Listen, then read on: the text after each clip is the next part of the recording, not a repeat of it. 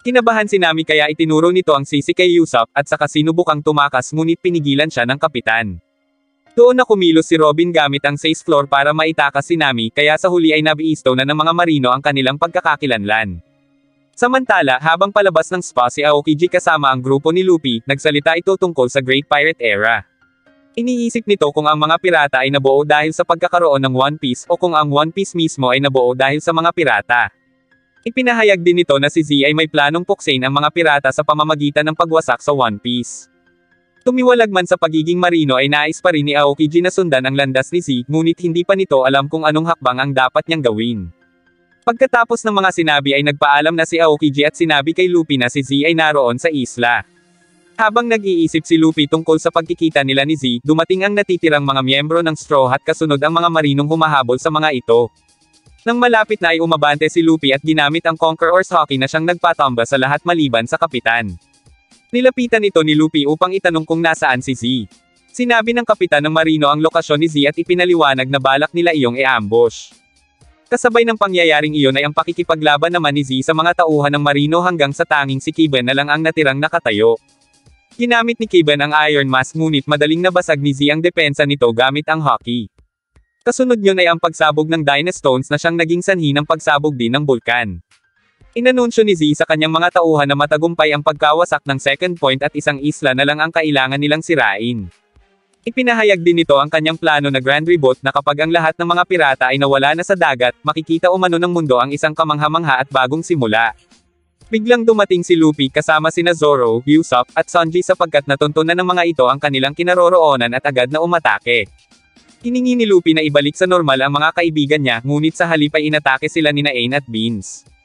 Hinarap ni Sanji at Zoro ang mga ito, habang sinabi ni Z kay Luffy na kung nais nitong maibalik ang kanyang mga kasamahan ay gawin iyon gamit ang puwersa at dahas. Magkasabay na umatake sina Z at Luffy, at dahil sa lakas ng kanilang mga suntok ay nagdulot iyon ng pagsabog ng bulkan at pagbuga ng magma. Dahil doon ay nagkagulo ang mga tao sa paglikas sa lugar, habang sa ibang dako ay nailigtas ni Aokiji ang buhay ng ilang sibilyan nang itulak nito ang isang malaking tipak ng batong bulkan, at pagkatapos ay sinabi nito sa mga iyon na magtungo sa sea train. Habang pinagmamasdan ni Aokiji ang danyos ay iniisip nito kung nawalan na ba ng katinoan si Z. Nagpatuloy ang laban ni Luffy at Z kung saan mapapansin na kayang-kaya ni Luffy na kontrahin ang karamihan sa mga atake nito. Habang naglalaban ay tinanong ni Z si Luffy kung meron ba itong tapang na isakripisyo ang mga kasamahan sa barko para sa kapakanan ng sariling ambisyon. Kasunod yun ay ang pagkakaroon ng sunod-sunod na pagsabog kaya tumigil si Ain sa pag-atake kay Zoro at nangako na lang na papatayin iyon sa susunod nilang pagkikita. Ganoon din ang ginawa ni Beans sa katunggali niyang si Sanji. Tumigil si Beans at tumakas gamit ang isang smoke bomb kasama si Ain. Samantala, patuloy na binabatikos ni Z si Luffy at sinabing kung patuloy na matatakot si Luffy sa Battle Smasher niya ay hindi ito makakatama sa kanya. Tumakbo si Luffy palapit habang sinasabi na hindi siya natatakot, ngunit sinuntok ni Z ang lupa na siyang nagpalipad kay Luffy at sa sombrero nito palayo.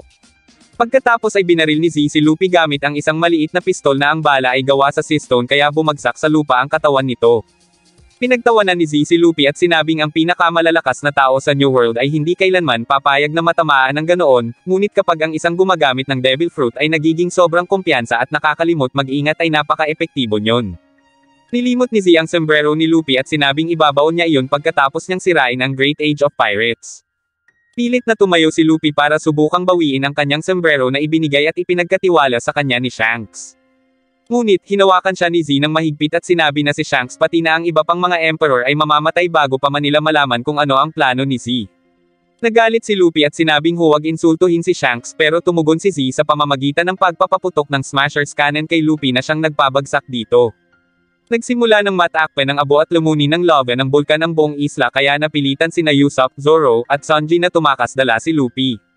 Dahil sa sobrang bilis ng pagkalat ng abo ay ginamit ni Usopp ang isa sa kanyang mga pop greens upang gumawa ng bangkang may hugis saging para dumaan sa matarik na bahagi ng bayan, ngunit bumangga sila at nahulog mula sa bangka.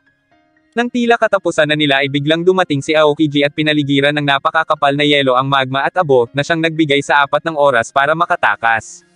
Bago pa man ang malakas na pagsabog sa isla, nagawang makasakay ng Straw Hat sa sea train para makalayo sa tuluyan ng nasira na bayan. Habang papalayo ang isa sa kanyang mga barko ay pinanood ni Z ang pagsabog ng isla, habang nagtataka naman si Ain tungkol sa kapalaran ni Luffy. Nagmuni-muni si Z tungkol sa One Piece at nagalit tungkol sa lahat ng pagdurusa at kamatayan na dulot ng pagkakaroon yun sa mundo. Para sa mga pirata, iyon ay isang simbolo ng kalayaan, ngunit balak iyong sirain ni Z at tapusin ang Great Age of Pirates. Samantala, sina Garp at Sengoku ay nag-uusap tungkol sa mga ginawa ni Z. Batid ni Sengoku kung gaano kasalimuot ang nakaraan ni Z, ngunit hindi umano iyon katanggap-tanggap na dahilan para sa pagsira sa mga isla at ang pagkakasangkot ng mga inosenteng sibilyan. Nagtanong si Kobe kay Garp kung anong klaseng tao si Z kaya tumugon ito at ikinwento ang nakaraan ni Zephyr. Ayon kay Garp, si Zephyr ay isang seryosong tao at palaging nangunguna sa kanyang mga tauhan sa pakikipaglaban sa digmaan.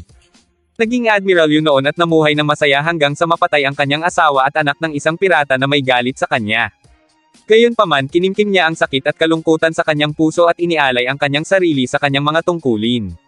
Naging guro siya na siyang nagturo at nagsanay ng marami sa mga may mataas na ranggong mga marino na ngayon na nagsisilbi sa world government at minahal siya ng marami. Ngunit nakaranas siya ng isa pang trahedya. Nawalan siya ng kanang braso at hindi na nakayanang pigilan ang isang makapangyarihang pirata na pumatay sa isang pangkat ng mga trainee na sinubukan niyang protektahan, kung saan si Ain at Beans na lamang ang nakaligtas. Inako ni Zephyr ang pagkatalong iyon bilang bagong layunin upang manghunting ng mga pirata na may devil fruits gamit ang kanyang bagong mekanikal na braso na ipinagawa para sa kanya. Hindi nagtagal, ang pirata na pumutol ng kanyang braso at ang kumitil sa kanyang mga kasamahan ay kinilala ng gobyerno bilang isa sa 7 warlords of the sea. Iyon ang naging dahilan kaya iniwan niya ang marino ng may matinding pagkabigo. Dahil hindi na siya makakaasa sa mga iyon upang magpatupad ng tamang katarungan, itinatag niya ang Neo Marines bilang kalaban ng parehong marino at pirata. Nagtanong muli si Kobe kung bakit tinatawag na ngayong Z si Zephyr, ngunit hindi alam ni Garp ang sagot. Pagkalipas ng ilang araw, dumating ang Neo Marine sa periodo. Saglit na iniwan ni Z ang kanyang mga kasamahan upang pumunta sa isang libingan kung saan natagpuan niya si Aokiji na kumakanta. Sinabi ni Aokiji kay Z na palagi niyang kinaiinisan ang kantang iyon, sabay hagis ng isang bote ng kanyang paboritong alak bilang alok ng kapayapaan. Sinabi ni Aokiji na dati niyang iniinom ang alak na iyon dahil kay Z na tinitingala niya. Habang si Z ay nagpapakumbaba na sinisermonan siya ni Aokiji, sinabi nito na plano pa rin niyang ipagpatuloy ang kanyang plano anuman ang mangyari. Dahil doon ay sinabi ni Aokiji na maaari yung ikamatay ni Z, ngunit para kay Z ay walang problema iyon kung matutudukan naman niya ang kasamaan sa mundo. Hindi nagtagal ay umalis na si Aokiji at iniwan si Z na magpatuloy sa kanyang mga plano. Samantala, bumalik ang Straw Hat sa Duck Island kung saan si Luffy ay nagpapagaling matapos tanggalin ang Sea Stone Bullet na tumama sa balikat nito. Dumating si Aokiji sa lugar bagay na ikinagulat ng grupo pero sinabi ni Luffy na ayos lang iyon dahil nagkita na sila noong nakaraan. Ipinaliwanag ni Aokiji sa Straw Hats ang plano ni Z na sirain ang 3 endpoints na matatagpuan sa New World. Ang mga endpoints ay itinuring na isang alamat at karamihan sa mga tao ay hindi naniniwala dito. Pinagtakpan ng gobyerno ang katotohanan tungkol dito upang pigilan ang mga pirata na gamitin ito. Tanging ang world government at ang pinakamataas na opisyal lang ng marino ang nakakaalam nito. Nagawa ng sirain ni Z ang 2 endpoints gamit ang Dynastones, at kung masisira ni Z ang huling endpoint, ang mga underground fissures na nag-uugnay sa 3 endpoints ay magiging aktibo. Iyon ay magbibigay daan para pakawalan ang magma at magdulot ng pag-apon ng apoy sa dagat. Ang bawat huling pirata sa New World ay lalamunan ng apoy, ngunit kapag nangyari iyon ay hindi lamang mga pirata ang mamamatay kundi pati na rin ang mga inosente. Biglang tumayo si Luffy at sinabing babawiin niya ang sombrero at maghihiganti kay Z matapos siyang talunin nito ng 2 beses. Umalma si Usopp pero para kay Luffy ay kailangan niyang tuparin ang ipinangako niya noon kay Shanks na siya ay magiging hari ng mga pirata at sa kanya ibabalik ang sombrerong iyon. Kung hahayaan umano niya na nakay Z ang kanyang sombrero ay hindi na niya magagawang harapin si Shanks o maging karapat-dapat sa titulo ng Pirate King. Dahil doon ay wala nang iba pang magagawa ang Straw Hats kundi ang sumunod sa kanilang kapitan. Pagkasakay sa kanilang barko ay nagpasalamat si Luffy sa lahat pero natawa na lang ang mga ito. Dahil nagkasundo na ang Straw Hats ay binigyan sila ni Aokiji ng Eternal Pose, bagay na ipinagtaka ni Nami. Binalaan din nito ang grupo na magiging napakadelikado ng kanilang paglalakbay, at kung matatalo sila ni Z ay mawawasak sila kasama ng New World. Kung mananalo naman sila ay mapapaligiran sila ng mga marino sa lahat ng dako kaya para bang wala silang panalo. Pagkatapos ay iniwan sila ni Aokiji upang magdesisyon sa kanilang kapalaran. Bago umalis ay ipinaalala ni Franky sa kanyang mga kasamahan ang mga gamit na ipinangako sa kanila. Doon na ibinigay ni Mobston ang mga armas na naipon niya mula sa mga naunang grupo na biktima ng galit ni Z. Ibinigay din ni Mobston kay Usopp ang kanyang sombrero sabay sabing naniniwala siyang kaya ng mga ito na talunin si Z. Pagkatapos ay nagbihis sila gamit ang kanilang bagong kagamitan para maglakbay. Habang paalis na ay humabol si Gary kay Luffy at sinabing gusto niyang maging isang bayani balang araw pero hindi pa niya alam kung magiging admiral siya o hari ng pirata. Sinabi ni Luffy na hindi bayani ang mga pirata at pinayuhan si Gary na gawin lang ang gusto nitong maging balang araw. Nagpatuloy na sa paglalakbay ang grupo hanggang sa nakaharap nila ang mga barkong pandigma ng Neo Marine na nagbabantay sa huling isla.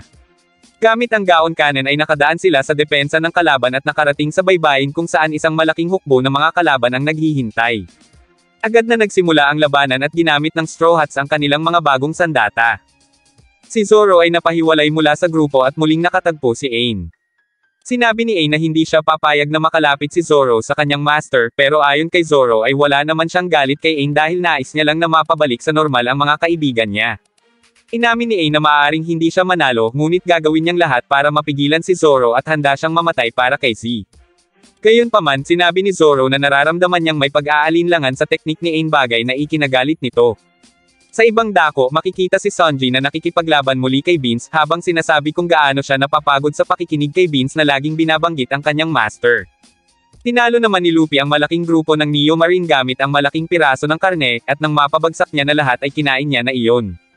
Habang nakikipaglaban ang Straw Hats sa mga Neo Marines dumating si Kizaru kasama ang isang malaking pangkat na mga marino sa isla. Masaya nitong sinabi na papatayin niya ang bawat isa pati na rin ang Straw Hats. Nang mga oras na iyon ay nakaupo si Z sa bibig ng bulkan at napapalibutan ito ng mga Dynastones kung saan isa sa mga iyon ay ang pinaglagyan niya ng Straw Hat ni Luffy. Patuloy naman na nakikipaglaban si Luffy sa mas marami pang Neo Marines na nagsisilbing balakid sa kanyang daan. Ginamit niya ang kanyang hoki at iniwasan ang mga bala mula sa mga kanyen habang siya ay unti-unting lumalakad. Ang iba pang mga miyembro ng Straw Hats ay abala rin sa pakikipaglaban hanggang sa magwagi sila. Ngunit biglang dumating ang isang hukbo ng mga binagong pasifista at nagsimulang maghasik ng lagim. Kasabay ng pangyayaring iyon, sa wakas ay natagpuan na ni Luffy si Z na naghihintay sa kanya sa loob ng bulkan. Sinabi ni Luffy na naroon siya upang bawiin ang kanyang sombrero na nagsisilbing gabay niya upang maging hari ng pirata. Ngunit sinabi ni Z na hindi niya hahayaang matupad ang pangarap na iyon ni Luffy kaya tumayo ito at inalis ang kanyang jacket at saka sila naglaban. Pinupuntirya ni Luffy ang Battle Smasher arm ni Z pero sinabi nito na walang kabuluhan ang ginagawa ni Luffy. Sa kabilang dako, napatalsik ng mga pasifista ang ilan sa grupo ng Straw Hats pero mabuti na lang at dumating si Franky na sakay sa kanyang Iron Pirate. Gamit iyon ay hinarap nito ang mga pasifista at dahil sa kahanga-hangang lakas ay napatumba nito ang lahat ng mga iyon. Pagkatapos ay pinakawalan ni Franky ang isang malakas na radical beam na siyang nagwasak sa buong grupo ng mga robot. Sina Sanji at Beans naman ay kasalukuyan ding naghaharap sa ere. Mabilis na iniiwasan ni Sanji ang mga baging ni Beans gamit ang Skywalk hanggang sa ibinato ni Beans ang malalaking patalim na hugis bituin pero madali yung iniwasan ni Sanji gamit ang kanyang Diable Jambe. Pagkatapos ay ginamit na ni Sanji ang Meteor Strike of Love na siyang tumapos kay Beans at kasunod ng pagbagsak nito sa lupa ay pagbabalik ni Nanami sa kanilang normal na edad bagay na ikinatuwa ng mga ito. Samantala, dahil sa tindi ng laban sa pagitan ng dalawa ay nasunog na ang damit ni Luffy. Sinabi ni Z na hindi kayang talunin ni Luffy ang kanyang hustisya. Bilang tugon pinakawalan ni Luffy ang kanyang Gatling gun na mga suntok hanggang sa mabasag ang mga parte na sumusuporta sa Battle Smasher sa braso ni Z. Pinuri ni Z si Luffy dahil sa tapang nito bilang isang pirata at sinabi na mas matapang pa ito kaysa sa mga marino.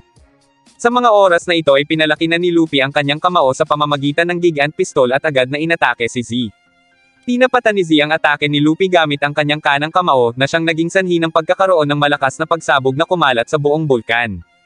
Maya-maya pa ay nakarating ang Straw Hats sa lugar ng labanan at nakita nilang nagawa ni Luffy na mag-iwan ng marka ng kanyang kamao sa loob ng malaking metal na kamao ni Z.